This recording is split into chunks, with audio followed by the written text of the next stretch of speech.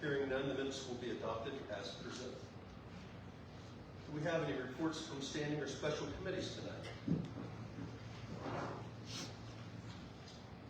Hearing none, we'll move on. Mayor, do you have a message tonight? I do. Thank you. We'll start with Connie should have a nomination requiring confirmation for the Avery Historic District. That'll be the first thing. A message from the executive. Mayor Joyce nominates Jenny Brannon, 1319 Market Street, to the Avery Historic District Architectural Review Board for a three-year term to expire March of 2028, and she's with us this evening. It requires your confirmation. Mr. President, Mrs. Cool. move for the approval of Janie Brown for the Avery Historic District Architectural. We have a motion and a second. Do we have any questions from council? Hearing none, Madam Clerk, vote please. Mr. McCready? Yes. Ms. Cool? Yes. Mr. Brown? Yes. Ms. Tuck? Yes. Mr. Huffman? Yes. Mr. Rexroad? Yes. Mr. Volkowski? Yes. Ms. Daly? Yes. Mr. Reynolds? Yes.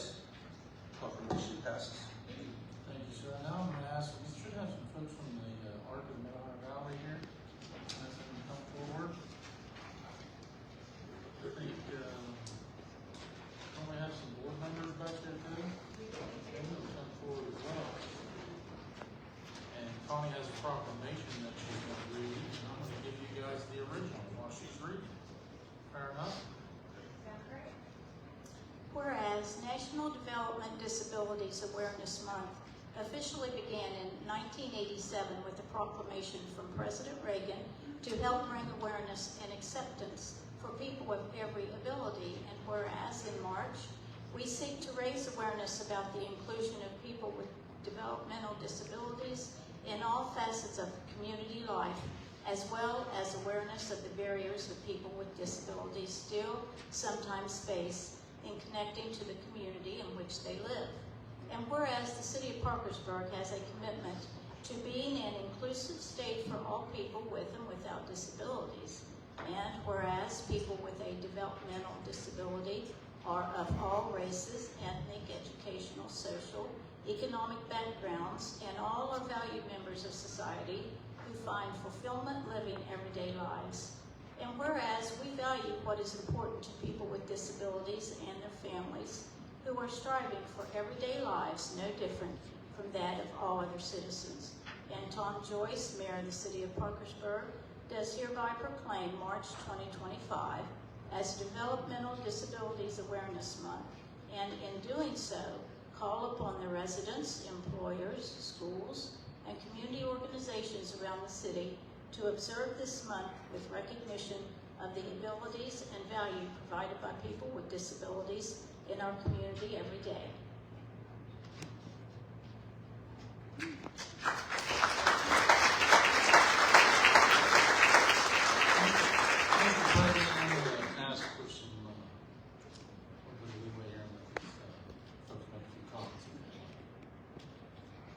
I'm Michelle Curtis, the Executive Director of the Arc of the Mid-Ohio Valley and the Arc of West Virginia. And I just want to thank you all, City Council, as well as Mayor Joyce, for allowing us to come and remind folks about Developmental Disability Awareness Month. Also, it's a great time to put in there a little reminder with all of the proposed funding cuts on the federal level to make sure that you keep in mind the protections that Medicaid provides for people with developmental differences that rely on home and community-based waiver services to stay integrated in their own communities, to be able to work and live alongside their peers like everyone else. And so that's a little bit about the snapshot of the sheet that was laid out before you all. But to bring it back locally, some upcoming things that are going on at the Arc of the Mid-Ohio Valley that we have in store right now is a scholarship opportunity for students that are going to pursue a career field that has to do with working with people, to enrich the lives of people with developmental differences. We also have an inclusive summer day camp coming up this summer for 4 weeks. And more information about those things can be found at our website, thearcmov.org. And then finally, we have coming up in May a golf scramble, to our first ever fundraiser for that.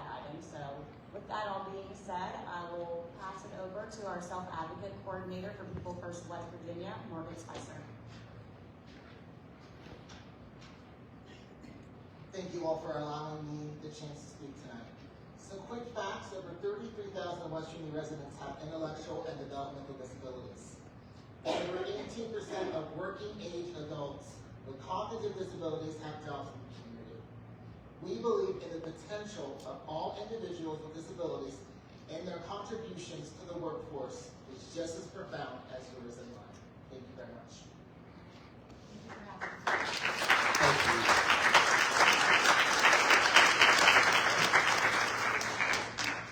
That's all I have, Mr. Reynolds. Thank you, Mayor. At this time, we will open our public forum. Each speaker who is signed up with the clerk will have up to 3 minutes to speak. Our public forum is 30 minutes total in length, and it looks like we have Carrie Talarico. Our public forum is open.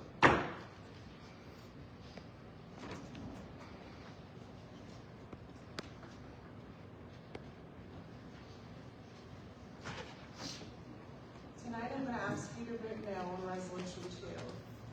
Restricting us to non-agenda items does not help communication. This furthers the gap between us and you. Communicating is hard, and it's honestly uncomfortable. But pushing through and learning how to communicate properly on both sides is the only way to grow together. If you pass Resolution 2, you are shutting down the conversation. The false narratives, they're not corrected. They're just moved to a different platform. Because no one is talking. By doing this, you're not just shutting out the naysayers. You're shutting out the businessmen who want to come and invite you to the grand opening. You're shutting out the resident who is new and learning and wants to be included by maybe having an interpreter. You're shutting out the young man who's busting at the seams with ideas for this city. By passing this, you're shutting us all out. Thank you.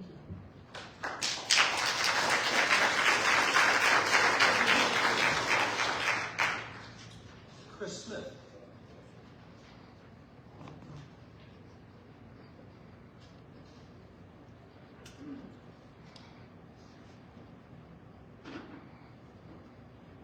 Good evening, everybody. Hope y'all are doing well. My stomach's bigger than it used to be. I'm just going to read a short message that I had sent earlier today. In part, I want to keep it short and sweet. I really encourage you guys to vote no on Resolution 2. Carrie made some really great points a moment ago. I know that there's been an issue with misinformation from the maybe citizens and the media, but consider how this is punishing everybody for the sins of the few. I'm not saying that there shouldn't be repercussions. I'm not saying that things shouldn't be dealt with. People should be held accountable. If it's the media, they should be held accountable. Retractions should be done. Corrections should be done. But I feel if you pass this, it will have the exact opposite effect of what you're wanting it to accomplish. In many cases, this will not only affect voices, but the ears of citizens as well. It will limit what we are exposed to, issues in our own community that we don't know about, ones that you may not be able to handle as the council, but that fellow citizens may be the solution to. Again, I really just encourage you guys to think this through. I don't think it will produce what you think it will produce. Thank you.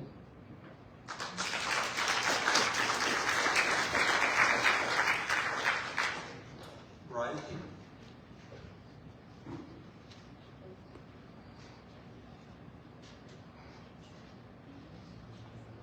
In the state of West Virginia, the law only covers a politician's financial prohibitions. There are no laws that regulate the behavior of a representative towards its constituents. That is left to the moral compass of the individual. I have spoken here. I have been critical. I have always spoken with honesty and integrity. You may not know me, and I may not have been here before now, but I am here now. And education in medicine has taught me, do no harm. But first I had to learn what harm was. I had to learn to unfailingly follow the wisdom of doctors to perform and for proper healing. The history of this nation has taught me that when injustice happens, the people must speak. Protest is often the only remedy.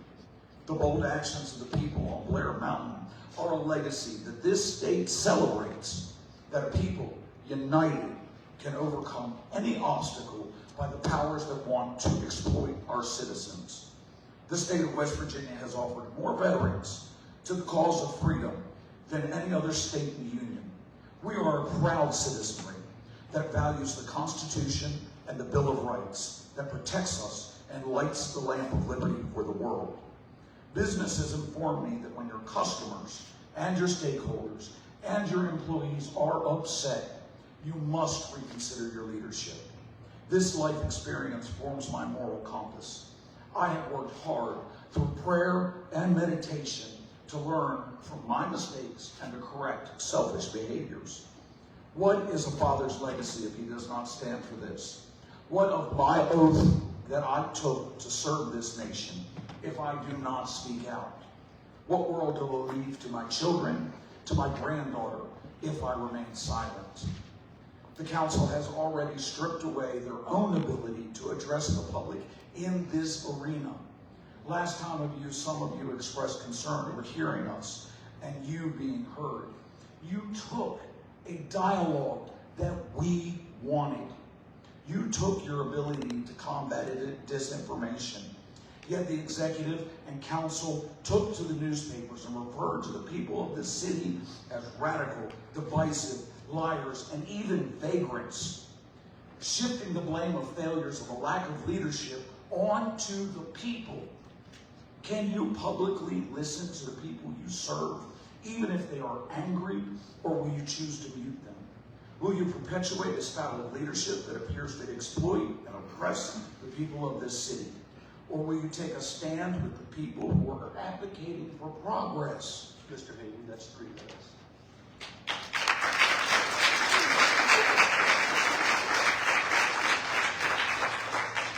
Julia Lee.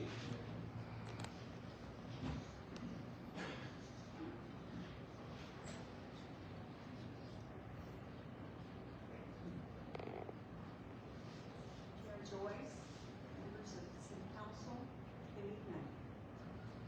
I can understand that it is a problem when too many people want to speak on matters other than what council has to consider.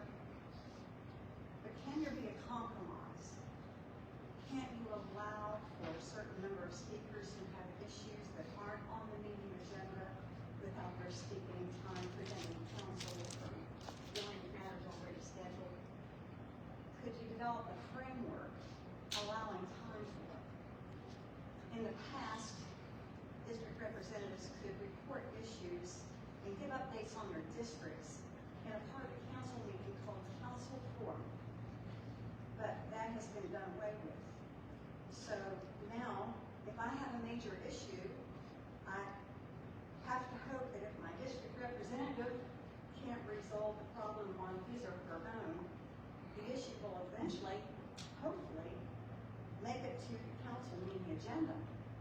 Otherwise, it's futile. Surely there's a compromise possible that would allow for you to hear public forum speakers who have non-agenda issues and hopefully have had their facts checked. I am respectfully asking you to consider such a compromise. Thank you for your attention. Thank you.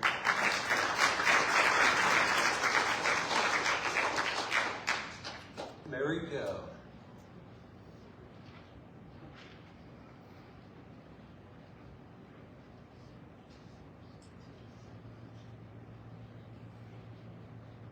Hello, good evening. I'm here tonight to say how dismayed I am that yet again, council is contemplating removal of the public forum. As council members, you are the public's And representation. it's not getting rid of the public forum, it's only making it to whether we talk about agenda items only. So I just wanted to clarify. Okay, so you're restricting what can be spoken about in the public forum. Okay? So as council members, you are the public's representation, but due to recent changes, you've removed your own opportunity to address issues. When this attempt was made 5 years ago, residents were told they should contact their local council person and have them address the issue. Then and now, the same problems exist. Few of you are actually easily accessible to your constituents. How many of you have planned and attended a meeting with your constituents? Removing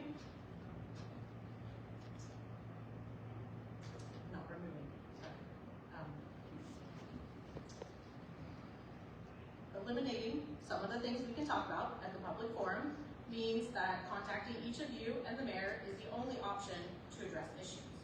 When this is the non-issue and your predecessors continue to rehash while other issues go unaddressed, it's important that citizens have a way to hold you accountable should a council member not be responsive to their constituents. This makes you look bad. At a time when citizens are fighting to make their voice heard about issues that affect them personally, often in ways that you don't and can't understand, denying civic involvement sends a message that speaks much louder than your words ever could. Removing the opportunity to address issues is important enough that it was enshrined in the First Amendment, and it's a hallmark of any free society.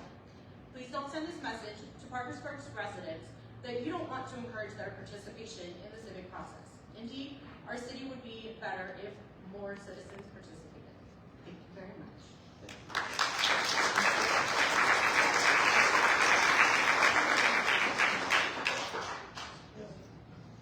Charles Roberts is signed up, but I don't have an address up here. Mr. Roberts, if you want to come up and give us your address, you can speak. And if you don't want to give your address, then you won't be able to speak tonight.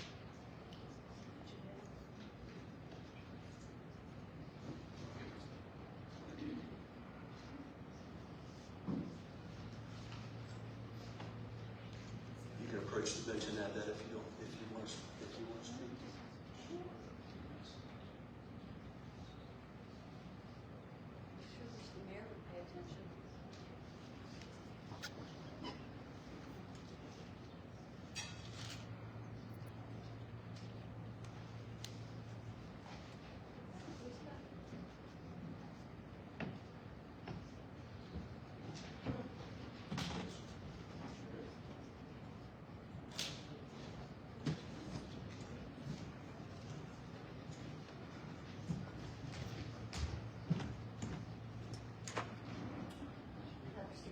Kathy Whitlatch.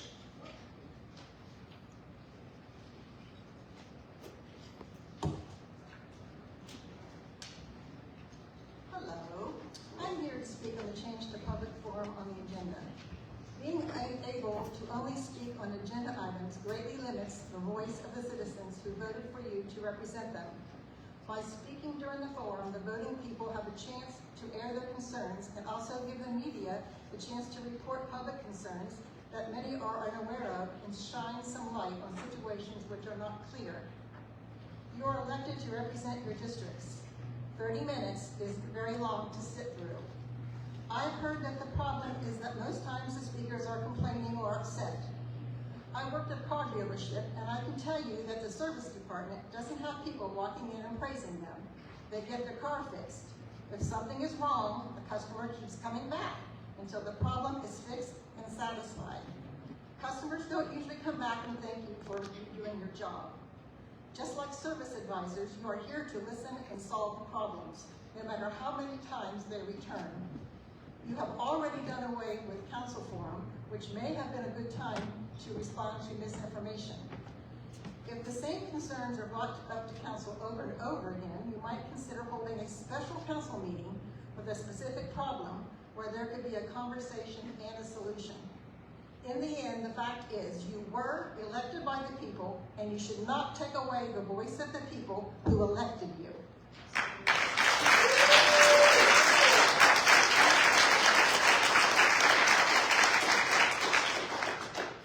It looks like our last one's Brian, but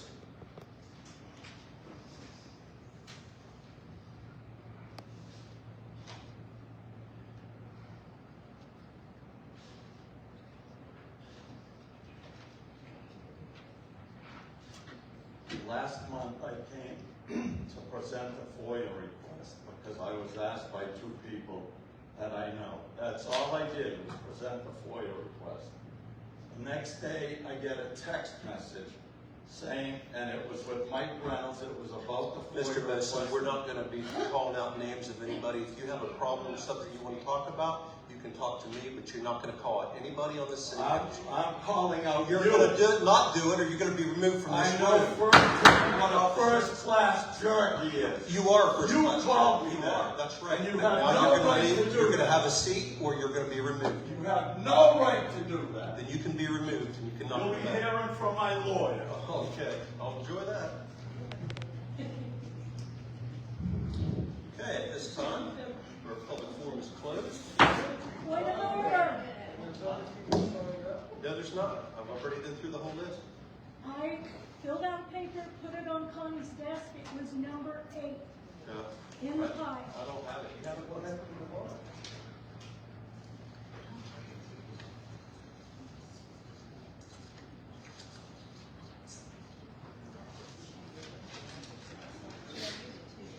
Is there people in here that saw me sorting it out and putting it on their desk? I got here before 7 p.m. Ma'am, now is not the time. We'll find it, okay, and we'll call you in order. But now's not the time for you to talk. I got it buried in the other dates. So I've got it here now. Okay. It looks like J.R. Carpenter.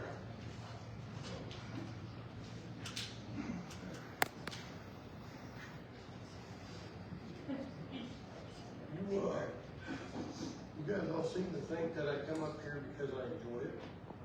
This is nothing personal. My personal problems will be in a different venue than this. This is a public service announcement for you, everybody in this building, everybody in this community. I found a fallacy in my son's death with a traffic report to highlight some of the errors and issues. Right off the top, my son was subject to a talk screen. He was a victim. The driver did not get a talk screen or a urine test. It may have been ordered, that's irrelevant. We have no procedures or policies to ensure that this is done and that we have a chain of custody and procure. This is a problem. This affects everybody in this community. This type of, I can get in a myriad of the errors, but I'm not going to. That'll be on a podcast later. I've been looking to get the administration to address this. 12 months I was silent after his death. I said, I'm not going to be silent anymore if we don't correct it. They didn't correct it. I give the police chief credit. He sent a few officers for training. This is a long and very tedious process. I've offered solutions. We need some policies and procedures to help make sure this does not happen to anybody in this community again. No family should live through this. And in lieu of that, I offer another solution. And these are facts. This is not misinformation. These are facts. Another solution is you shouldn't even touch a fatality. You should call it just like the state police do. They do not investigate fatalities. They bring in a accident reconstruction specialist and go from there. My recommendation is to do that until we're fully trained and able to handle it. Historically, I looked online, 2019 to 22, we had 24 fatalities in this community. And we did not have anybody any better qualified then than we did now at the time of my son's death. I'm asking the administration to show some leadership, fill that hole, and protect our community from any of this ever happening again. Now, you guys, I don't know why you're doing this online, on this agenda number 2. Why, as people that represent the checks and balances for this community, are you trying to insulate people like me that are bringing, hey, it's not positive. You want to fix it, address it. That's the easiest thing to make people like me go away. But why would you want to insulate this by not letting this ever get out in public? I don't get it. I think you should do your job and not worry about insulating the administration. 85% of what comes up here, you can't do anything with it anyway. It's directed solely at the administration. Period.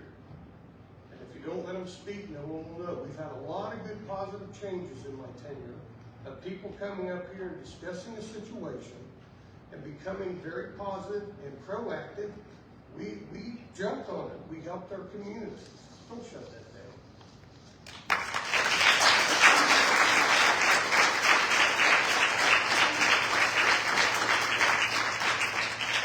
Kenny Murray.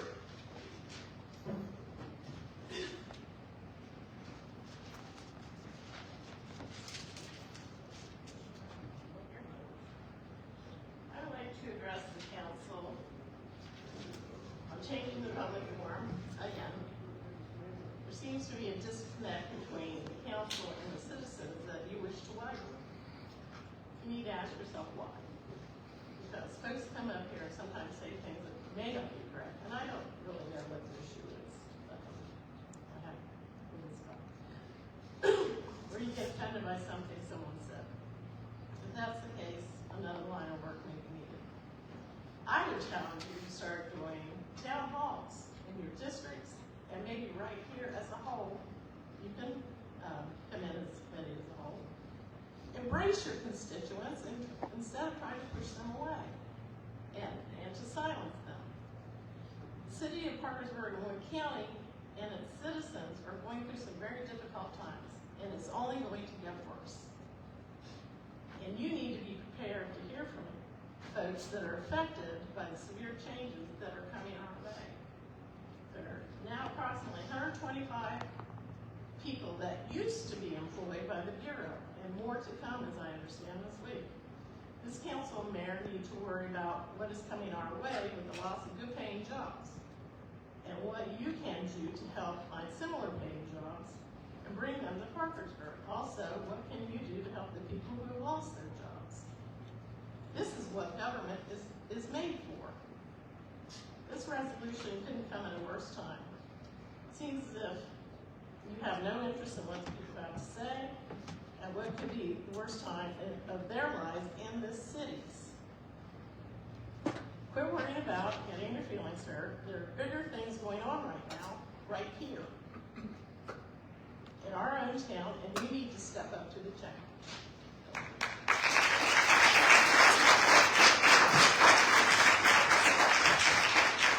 Dan Ryan.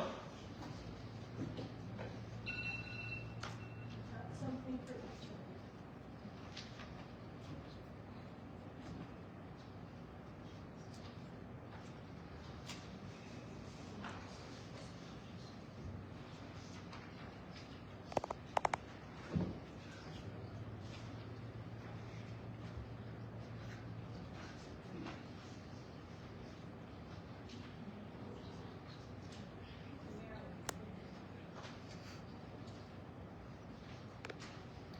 I've spoken on the topic of public forum more times than I can remember.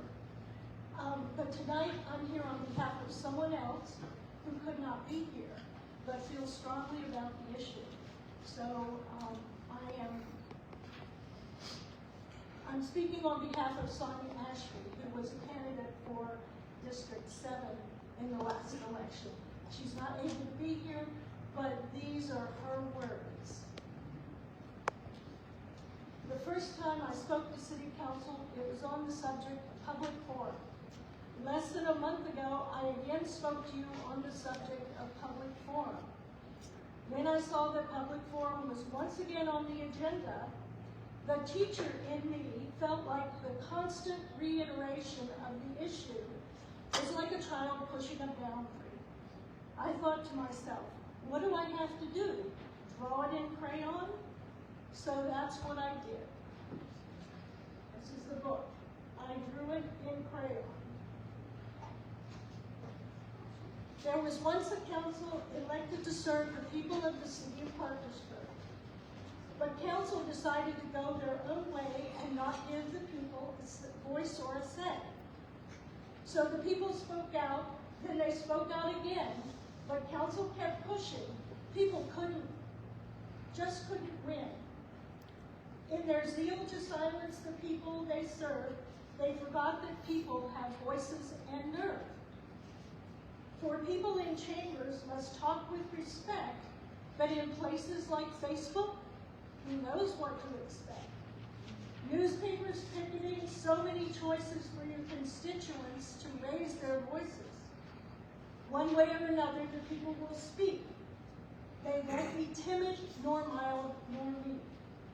And just to make sure that the message gets through, I drew it in crayon, just for you.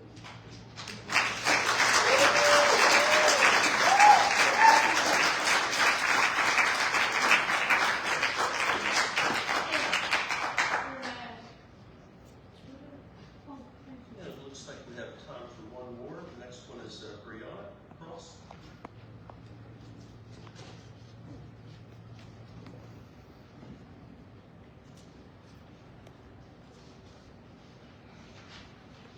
Hello. Good evening. As you know, I'm Brianna Cross. I wanted to talk a little bit about your interpreting services. I am so thrilled. I'm an existing constituent of Lincoln County District 1. However,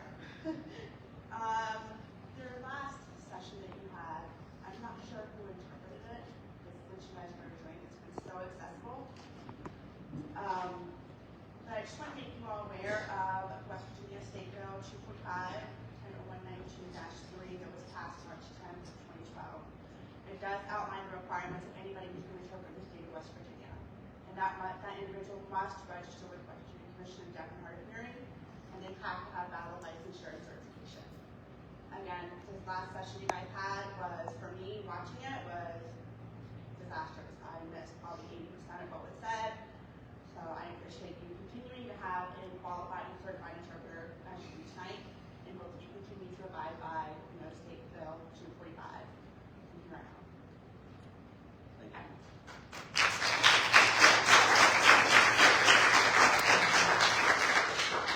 At this time, we've reached the 30-minute limit for public forum, and public forum will be closed, and we'll move on to resolution number 1. A resolution amending the CDBG budget by moving $25,300 from a 2022 allocation that was for the Family Crisis Intervention Center to the Parkersburg Arts Center for green space at 8th and Market. Mr. President, Mrs. Cole. move for adoption of the resolution. We have a motion and a second to adopt the resolution. Do we have any questions from council? Mr. President, Mrs. Tuck. just a quick question. There's a deadline, I believe, that the CDBG money has to be spent by. 12/39/26. Thank you. 12/31, sorry. Anybody else on council have questions regarding resolution number 1? Hearing none, Madam Clerk, to vote, please. Mr. McCready? Yes. Ms. Cole? Yes. Mr. Brown? Yes. Ms. Tuck? Yes. Mr. Huffman? Yes. Mr. Rexroad? Yes. Mr. Bulkowski? Yes. Ms. Daly? Yes. Mr. Reynolds? Yes, resolution passes. Number 2, please. A resolution amending the rules and regulations of Parkersburg City Council public forum that people may speak on any manner appearing on the City Council agenda, and also moving message from the executive to follow the public forum.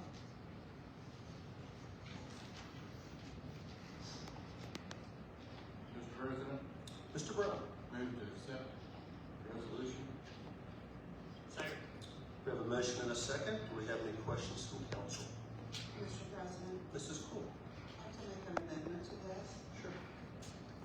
We don't have a time frame on there for, the amount of time that citizens get to speak during public forum on the, items on the agenda. It does not just carry over. So I am recommending a time frame of 4 minutes. Okay. 4 minutes? Okay. We have a motion for adding a 4-minute time limit to people speaking at the public forum. Mr. President, I just have a clarifying question. Is that 4 minutes per person or 4 minutes total? 4 minutes per person? Yes. Yes. And 30 minutes total, or? I'd like to make that 40 minutes since we're talking about items on the agenda and it can get rather lengthy on that because if someone was second it. Okay. So Mrs. Coole's amendment is 4 minutes per speaker, 40 minutes total. Does she have a second to her amendment? Second. Okay, we have a motion and a second. Any questions regarding Mrs. Coole's amendment? Hearing none, the vote on the amendment. Mr. McCready? Yes. Ms. Cool? Yes. Mr. Brown? Yes. Ms. Tuck? No. Mr. Huffman? No. Mr. Rexroad? No. Mr. Borkowski? Yes. Ms. Daly? Yes. Mr. Reynolds? Yes, the amendment passes. Now as amended, please. Mr. McCready? Yes. Ms. Cool? Yes. Mr. Brown? Yes. Ms. Tuck? No. Mr. Huffman? No. Mr. Rexroad? No. Mr. Borkowski? Yes. Ms. Daly? Yes. Mr. Reynolds? Yes. Resolution passes as amended. Okay, we have a motion to resolve into the committee of the whole and recess until 6:30 on March the 12th.